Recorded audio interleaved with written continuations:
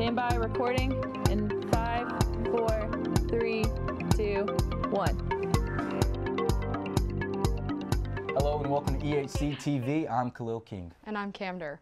Cam, first off, I just have to say, I don't know what kind of magic we're working here, but the floral tie, the floral dress. Spring's here. This chemistry is unreal. And, you know, there's a lot of things going on campus, especially the focus, the obvious focus, being the duck pond, all these different renovations and projects.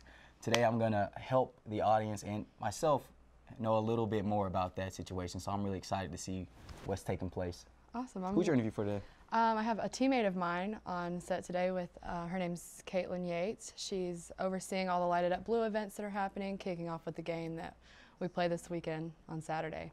That's exciting. That's a really big event with a lot of things I'm looking forward to. Yes. So, looking forward to this interview.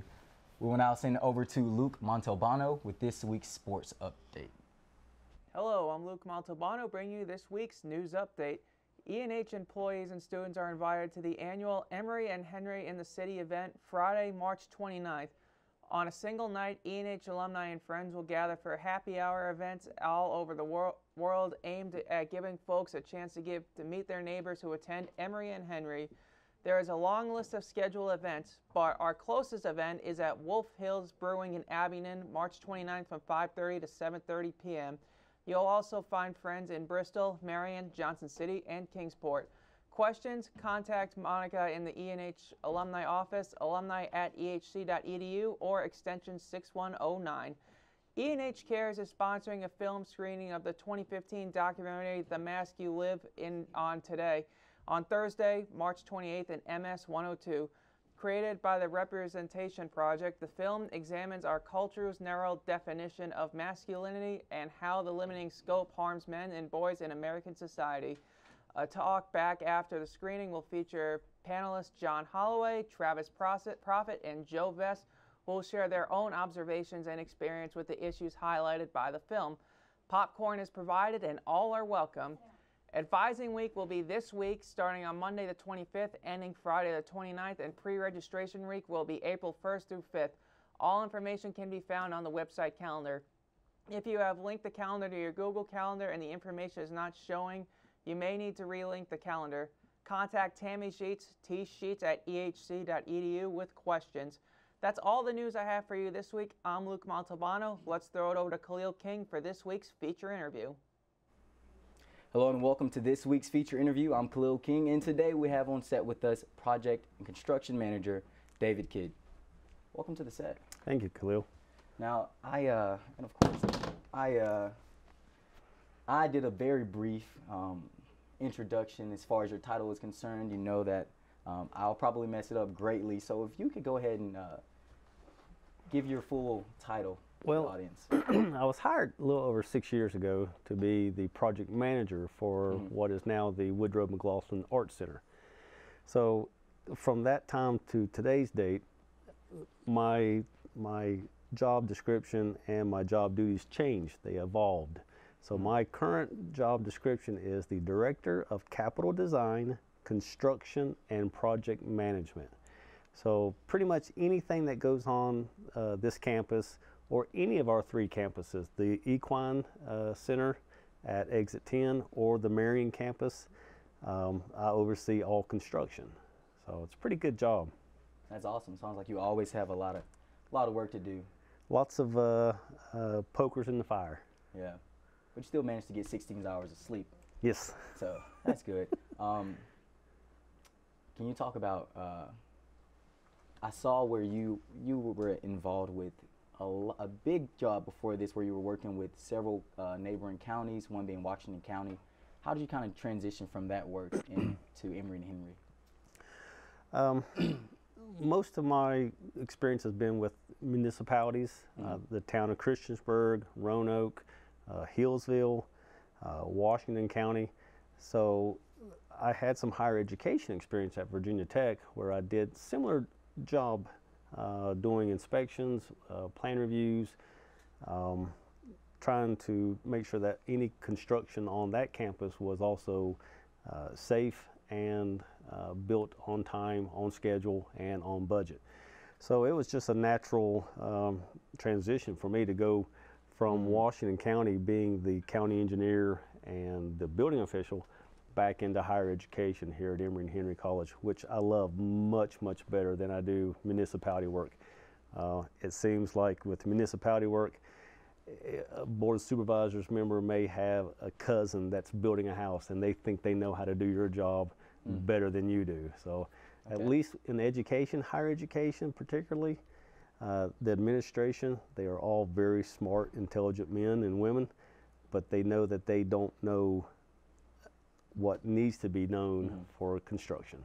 They didn't go to school for it. So, but that's what my job is. Specialization. Yes, indeed. Not messing up projects you don't know what exactly you're doing. Yep. Talk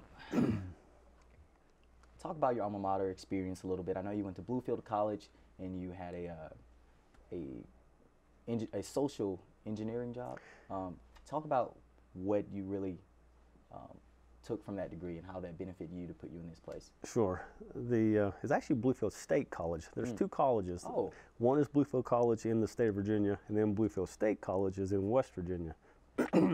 Two very different colleges.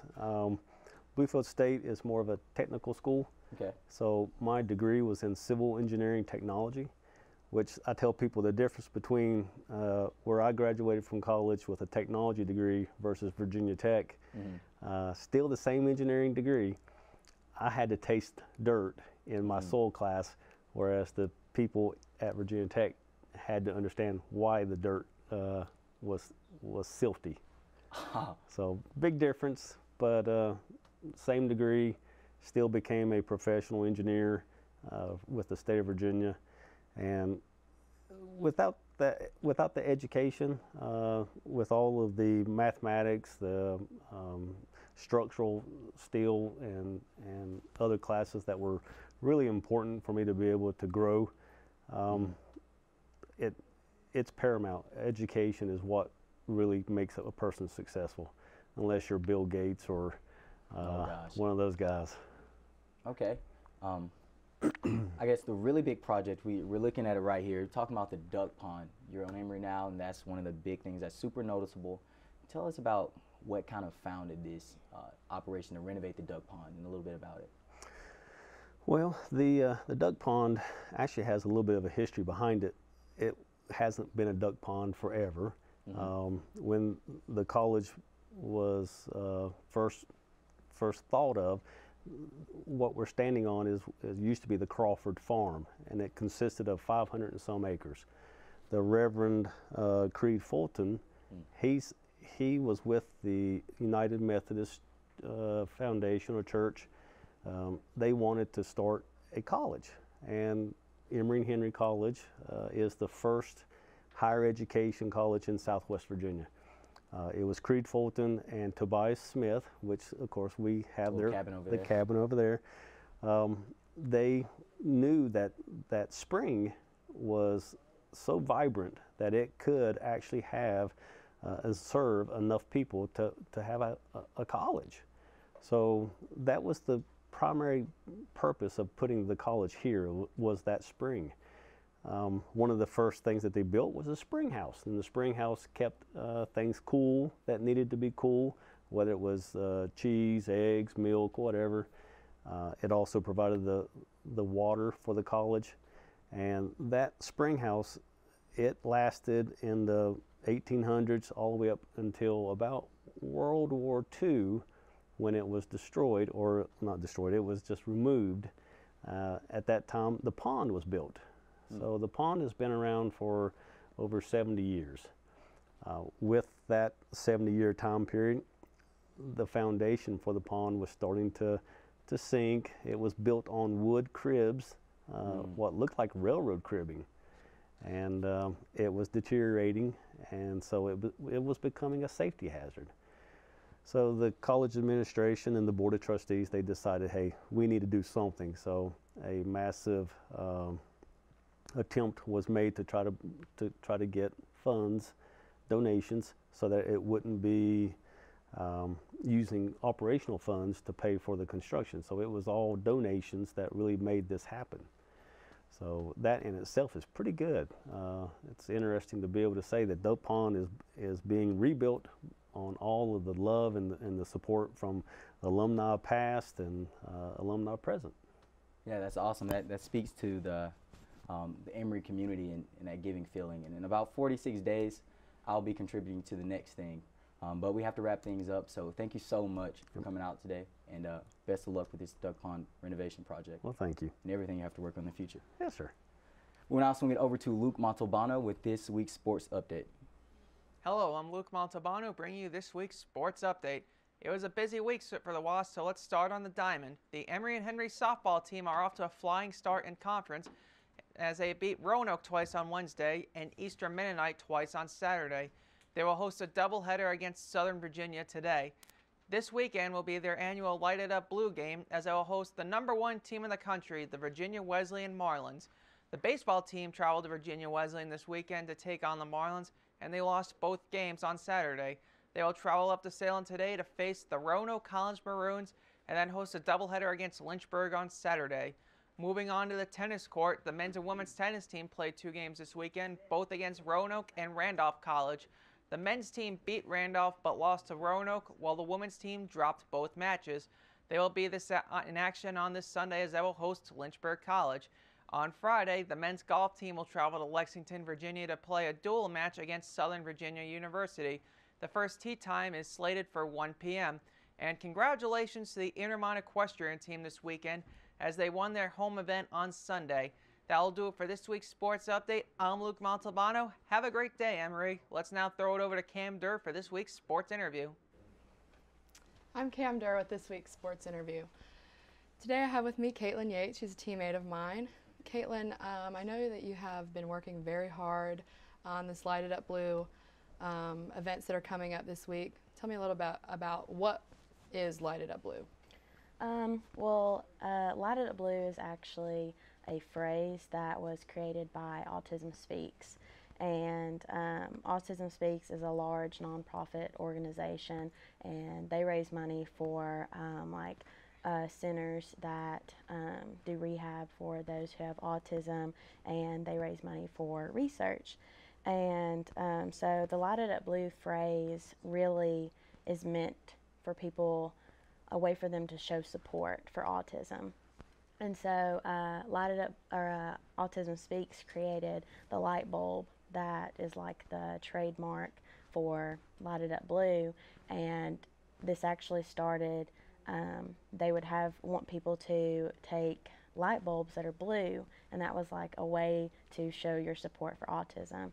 So that's how like the phrase Lighted Up Blue was actually like created, and it's really grew from there, and it's now just like a slogan that people know for autism in general. So yeah. And Coach always calls it softball's baby. Mm-hmm. So tell me a little bit about the story behind Lighted Up Blue and how we got involved in that. So Lighted Up Blue is actually created in 2012 by Courtney Halsey. She was a softball player at Emory and Henry, and she just always had like a passion to help people and just in any way she could. And she actually has a cousin, Abigail, who falls on the autism spectrum. And so she took like that personal connection with Abigail and just her, want and desire to help people. And so she created Lighted Up Blue. And she just made this great organization that really reached out to those in the community. And and so this is like the team's baby. And our team just really loves what it like holds, the message that it sends to people, and it's really grown in the community and across our campus. Awesome. And how I know Leah Elswick was a big part of that last year. How did you kind of become involved? So my freshman year, Coach Forrester actually came up to me and he just told me like everything about Lighted Up Blue, everything that it held, everyone that was involved, and just hearing all of that just got me super excited, and I was like immediately interested. And so like you said, Leah Elswick, she was like the head guru, and so she just she really took Light It Up Blue in a great direction. She really wanted it to like advocate for autism, to educate like those on the campus and in the community about autism. And I was really honored whenever she graduated that she had enough trust and faith in me to take the team's baby. So that was exciting that she kind of like passed the torch to me. And so this year, like, I really thought about it. How could we make it so much bigger? How can we really get everyone involved with this? And so that was just my goal for this year, to like help. How can we get Light It Up Blue to impact this community? And I know that we are raising money with the bake sale and everything next week. Where are some of those donations going? So in the past, the money that we've raised with Light It Up Blue, we've sent it to Autism Speaks, and like I had said, they take the money that they raise and they send it to like local rehab centers. And so I started kind of researching, and I thought, well, why don't we just send it, straight to a local center around us? And so I found the Blue Ridge Autism Achievement Center, and it's in Roanoke, Virginia. And I started like, just researching it and seeing like, what they do. And they're actually a school.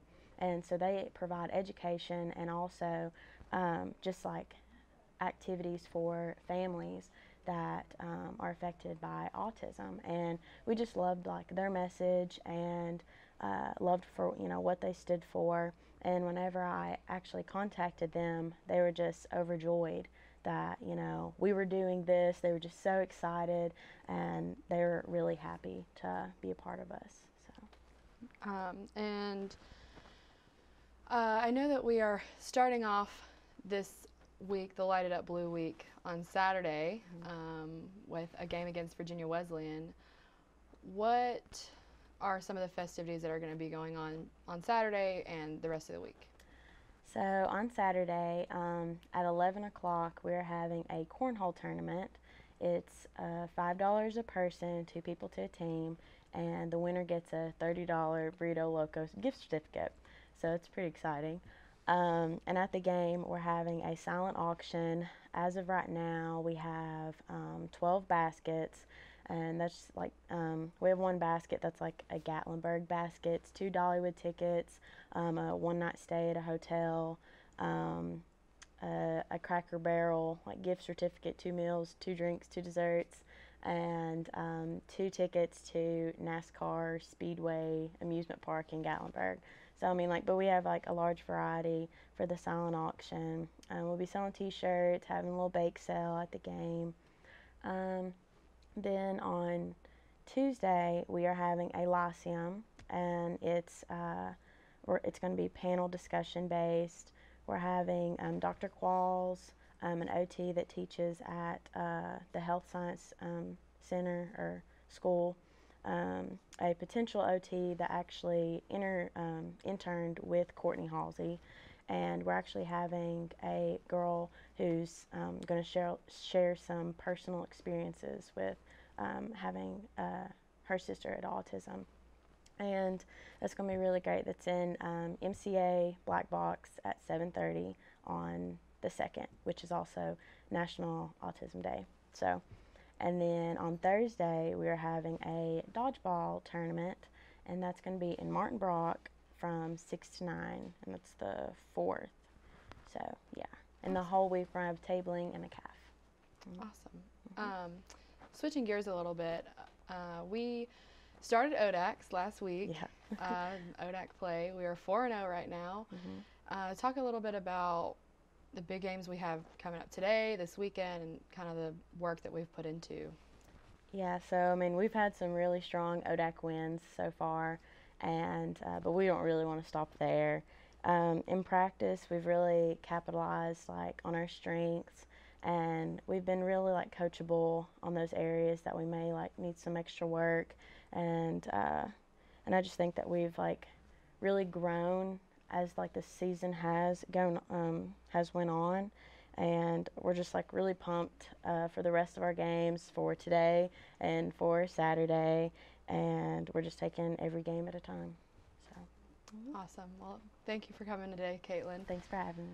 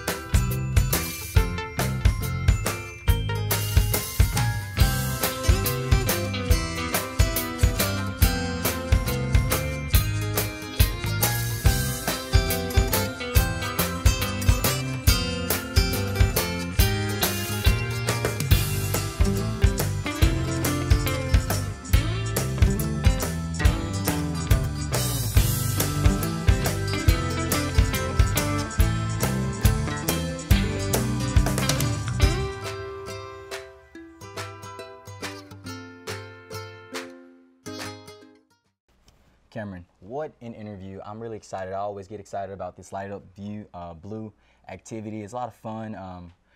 You could see a few, staggering college students at the, they're going to be some tailgating, some drinking, and a lot of fun. So I'm looking forward to this weekend and watching y'all play. Yeah, Caitlin's worked really, really hard on all the events that she's got going for us this week.